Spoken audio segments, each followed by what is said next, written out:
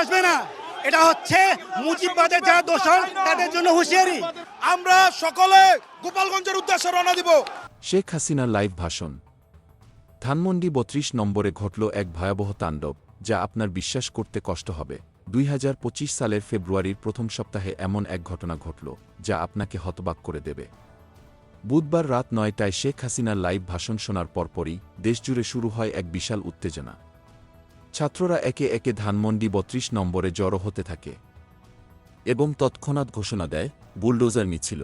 আর এরপর যা ঘটল তা ছিল এক অভূতপূর্ব ঘটনা। ভাষণের পরপরই ছাত্ররা বঙ্গবন্ধু ভবনে ঢুকে পড়ে এবং সেখানে ভয়াবহ ভাঙচুর চালায়। তারা শেখ মুজিবুর রহমানের মূর্তিটিও ভেঙে ফেলে আর স্লোগান দিতে থাকে, শেখ হাসিনাকে দেশে ফিরিয়ে আনা হোক, তার শাস্তি নিশ্চিত করতে হবে। তাদের গর্জন ছিল, যারা ছাত্র হত্যায় জড়িত তাদের কোনো চিহ্ন বাংলাদেশে থাকতে পারবে না।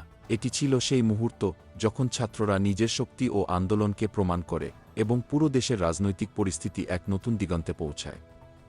গত বছর ৫ আগস্ট যখন বৈষম্য বিরোধী ছাত্র আন্দোলন চলছিল, তখন শেখ হাসিনা পদত্যাগ করে দেশ ছেড়ে পালিয়ে যান এবং উত্তেজিত জনতা ধানমন্ডি ৩২ নম্বরে আগুন ধরিয়ে দেয়।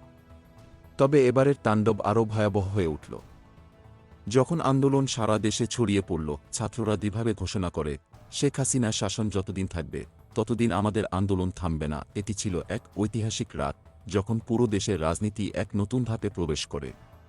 এখন প্রশ্ন, ছাত্ররা কি তাদের আন্দোলনে সফল হবে? দেশের ভবিষ্যৎ কি এক নতুন বিপ্লবের দিকে এগিয়ে যাবে?